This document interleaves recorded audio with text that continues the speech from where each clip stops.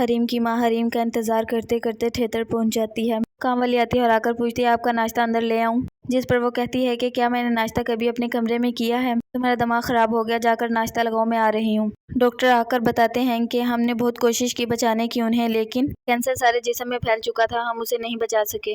حریم اور اس کے بھائی ابو سب رونا شروع کر دیتے ہیں۔ میت کو گھر لے آتے ہیں۔ ناصر کی ماں آ کر کہتی ہے کہ بہت دکھ ہوا ہمیں سن کر تمہاری ماں کا۔ پھر حریم کے ساتھ عجیب باتیں کرنا شروع کر دیتی ہے۔ حریم کہتی ہے آپ یہاں سے جائیں، اس پر ناصر کی ماں کہتی ہے میں تو تمہاری ماں کا سن کر آگے، نہیں تو میں تم جیسوں کے گھر کیوں آنا چاہوں گی۔ بھی حریم کی ساس نظر آ جاتی ہے اسے۔ حریم کی ساس بھی اسے صحیح طرح نہیں بلاتی۔ حریم گلے لگاتی ہے اور کہتی ہے کہ امی چلی گئی ہیں۔ حریم کی ساس کہتی ہے کہ صبر کرو، اللہ ان کی مغفرت فرمائے، مجھے جیسے ہی پتہ چلا میں نے سوچا پہلے تمہارے پاس جاتی ہوں، میں خیال رکھو اپنا، صبر کرو۔ ناصر مل جاتا ہے، راستے میں دعا سلام لیتے ہیں۔ ناصر فائز کی ماں کو کہتا ہے کہ اگر آپ ان کو اپنے راستے سے ہٹانا چاہتی ہیں تو میں آپ کی ہیلپ کر سکتا ہوں۔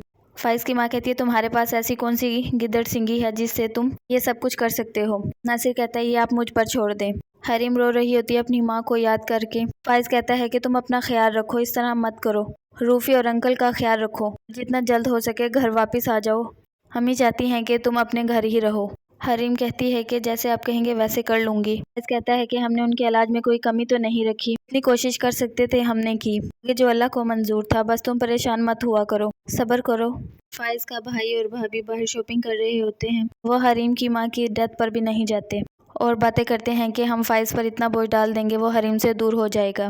ناصر آتا ہے اور آ کر فائز کی ماں کو ساری ویڈیو دکھاتا ہے کہ حریم میرے گھر آئی تھی، اس کے ذریعے آپ حریم کو اس گھر سے نکال سکتی ہیں۔ فائز کی ماں کہتی ہے آپ بات کرو، کیا لوگ ہیں اس کا؟ ناصر کہتا ہے آپ بہت عقل مند ہیں۔ حریم کے ابو سمجھاتے ہیں اسے اب تمہاری سسرال میں ضرورت ہے، تم وہاں پر جاؤ، ہم ٹھیک ہیں، میں اور روفی ہیں نا، سب دیکھ لیں گے، بس تم اپنے سسرال پر توجہ دو اور صبر کرو، اس نے ہمارا بہت ساتھ دیا ہے، اس کا کبھی ساتھ مت چھوڑنا، اچھے برے حالات میں اس کا ساتھ دینا۔ حریم کہتی ہے ہاں میں اس کا ساتھ کبھی نہیں چھوڑوں گی، آپ پریشان مت ہوں اور میں چلی جاؤں گی جب لینے آئے گا۔